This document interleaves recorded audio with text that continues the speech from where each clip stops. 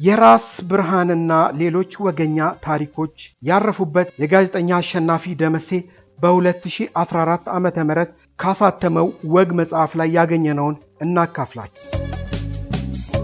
መሪና ንፉግ። የኛ አገር መንገድ አይመች ለፈረስ፣ ደጋግ ሰዎች መጡ እኛ ስንመለስ እንዲል ባለቅኔ በስልካን ነጋ እግሪኝ በቀጭኑ ሽቦ ትዝታ እንዲመጣ ደርቦ ደራርቦ አይነት ነገራችን በራሱ ትዝታ ሆኖ ቀረ አይደል? እውነቴን እኮ ነው።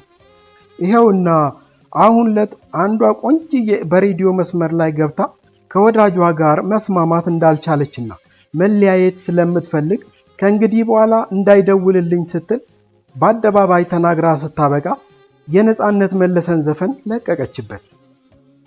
የሚያስቀው ዘፈኑ ምንድነው መሰላችሁ? አስደውልልኝ። ወይ ጉድ! ሲጀመር የሚደውለው እኮ ኔትወርኩ ሲኖር ነው። ቂቂቂቅ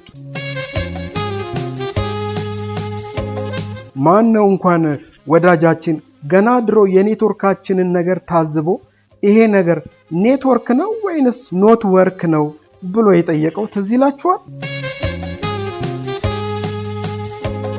አሁንማ አምስተኛው ትውልድ ላይ ደርሷል። ሳፋሪኮም ያሯሩጥልን እንጂ አዝማሪው እንዳለው ደጋግ ሰዎች መጡ እኛ ስንመለስ የሚያስብለን ብዙ ነገር አለ።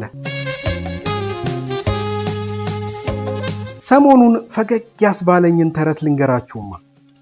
መሪና ንፉግ እያደር ይቆጨዋል።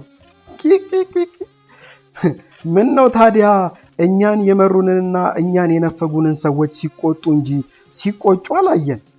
በነገራችን ላይ የአፍሪካ መሪዎች ጉባኤ በአዲስ አበባ ሲካሄድ አቤት የመንገዱ ውጥረት!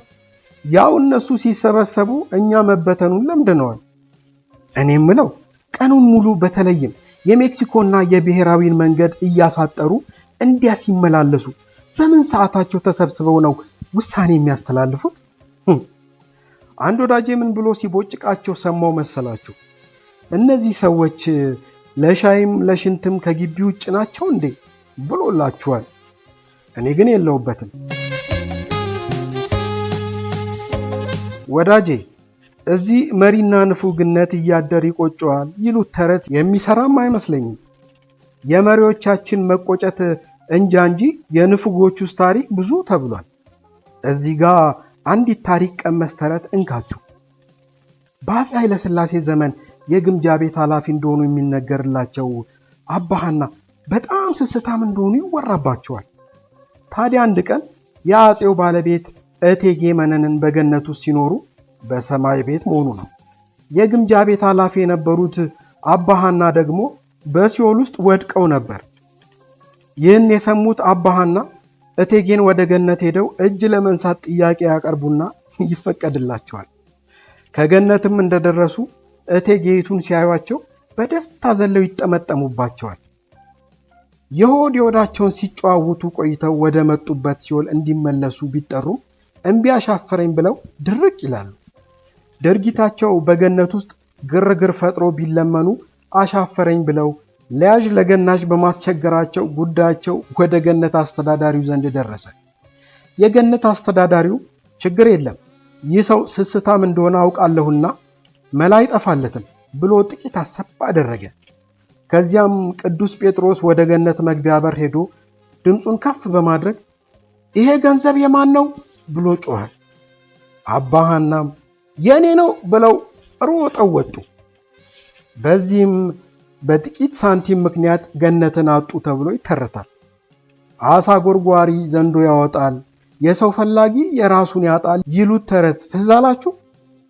ለሰው ሁሉ የሚወደው ነገር መጥፊያውም መልሚያውም ነው።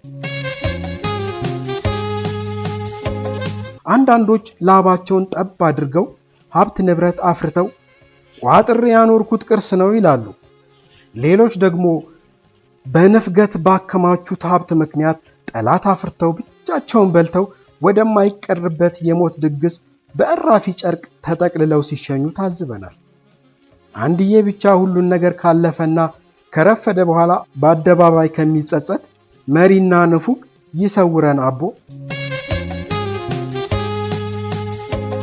ጎበዝ፣ ምንጊዜም ስልጣንና ሀብት ሲጨምር ደም ግፊትና ስኳርም እንዲሁ ይጨምራል ያለውን የወዳጅን ምክር ማስታወሱ የሚናቅ አይደለም።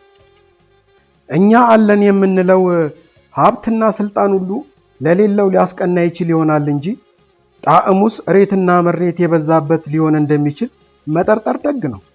አራዶች ጠርጥር ከገንፎም ውስጥ አይጠፋም ስንጥር እንዲሉ፣ ያንዳንድ ሰው ቁጭትና ቅብጠት ደግሞ የኔን ወጥ ብትቀምሽው ያንቺን በደፋሽው አይነት ነገር ይስተዋልበትና ልብ ይስጠን።